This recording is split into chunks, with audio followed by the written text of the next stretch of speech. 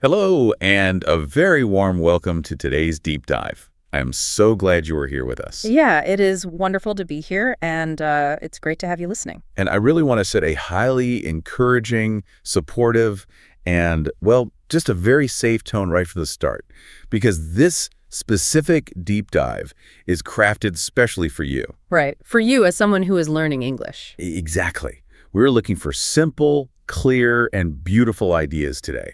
Our mission is to explore three massive parts of our everyday lives. Yeah, some really big topics. Huge topics. We are looking at where we live, the city versus the country. We are looking at how we handle money and financial struggles. Which is always stressful, right? Oh, absolutely. Yeah. And finally, how we balance all of that with following our deepest dreams. We have some fantastic English learning sources to guide us. And, I just want to say in a calm and reassuring way that learning a language is incredibly brave. It really, really is. It is. And understanding these real-life topics in simple English, well, it will make you feel more connected and a lot more confident.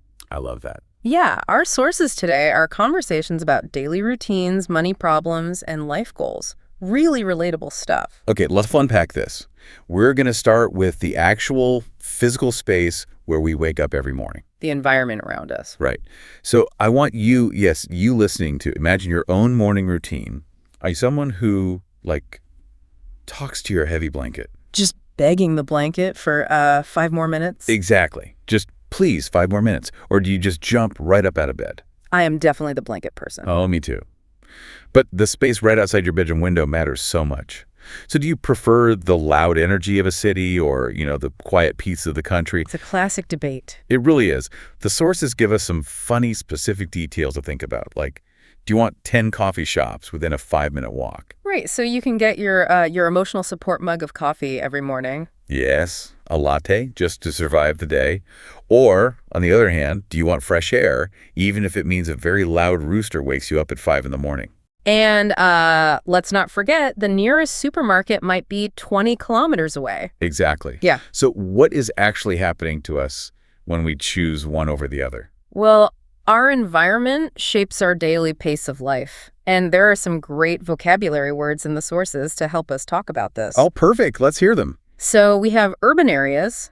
Urban basically just means the city. Right. Urban means city. Yeah. And urban areas are diverse, they are convenient, they are full of job opportunities. But there is a downside, right? Oh, definitely. They also have traffic jams, smog, and, just constant noise. It can be so loud. It really can.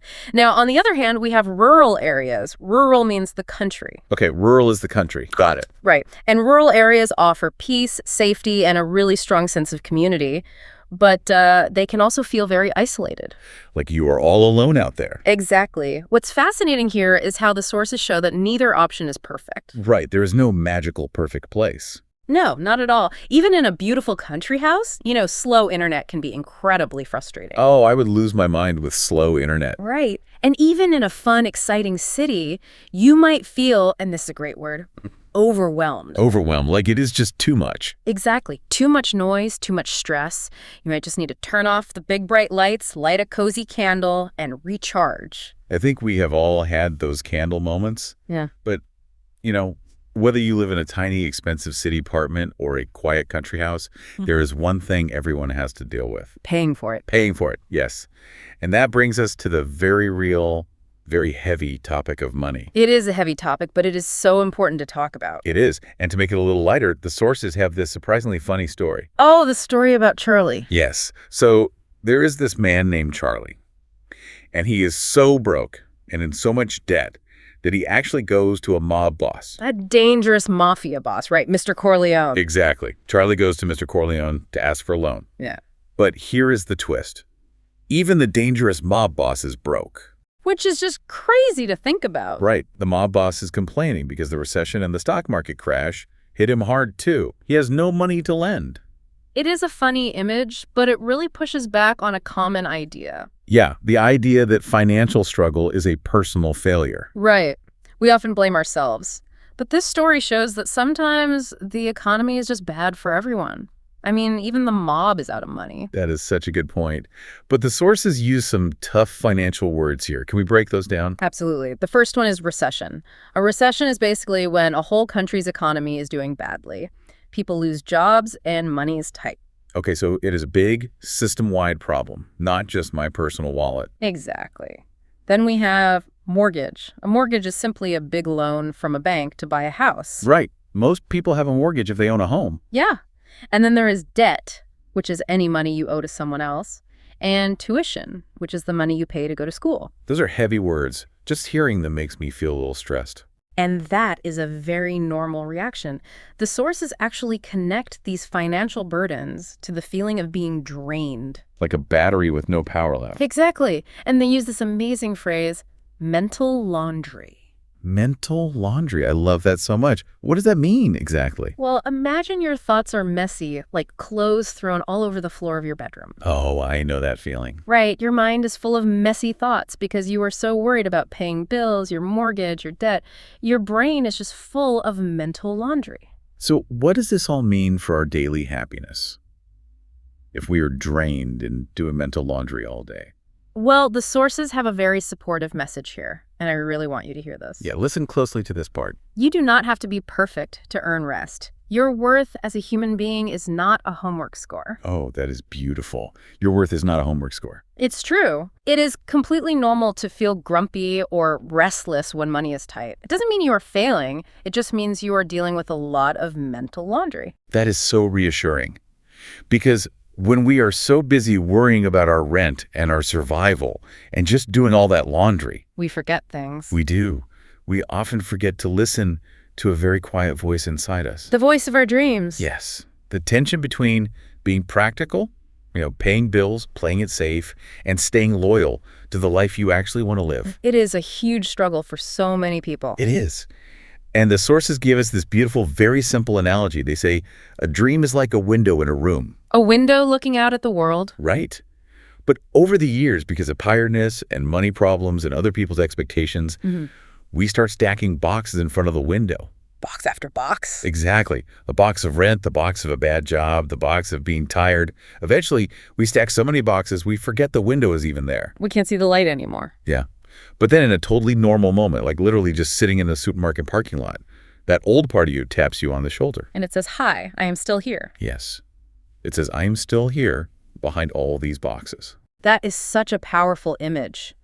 And the sources really unpack the difference between playing it safe and actually living. Because playing it safe is tempting. Right.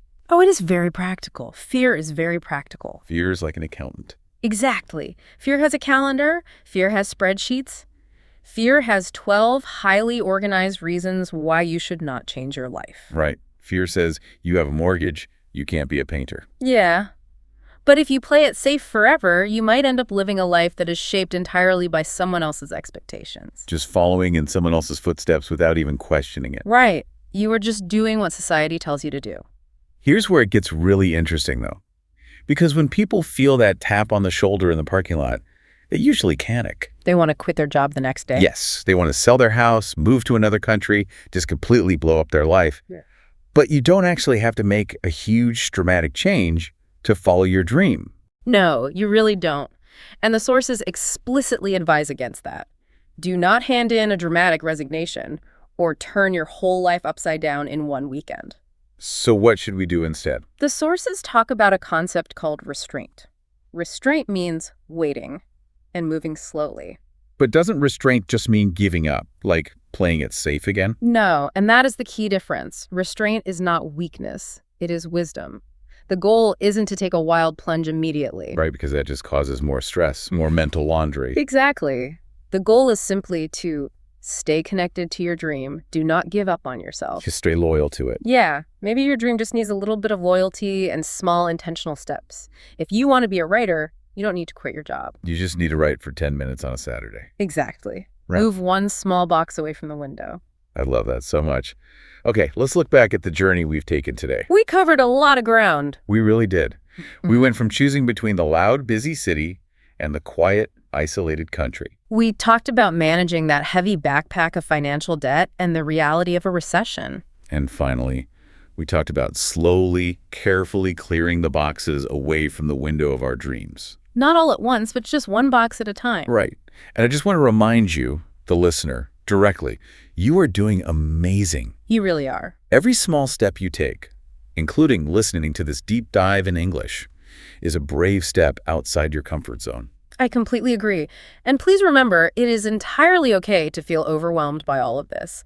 Life is loud and expensive. It really is. But you always have your anchors. Oh, anchors. Tell us about those. Anchors are the small things that keep you safe and grounded, like a warm cup of coffee in the morning. Or a quick phone call to your family. Exactly. Or simply having a cozy reading corner in your home. These anchors help you recharge when the world feels too big. That is so helpful, just finding your anchors. Well, as we wrap up today, I want to leave you with a final lingering thought to ponder on your own. Something to think about after the deep dive ends. Yes.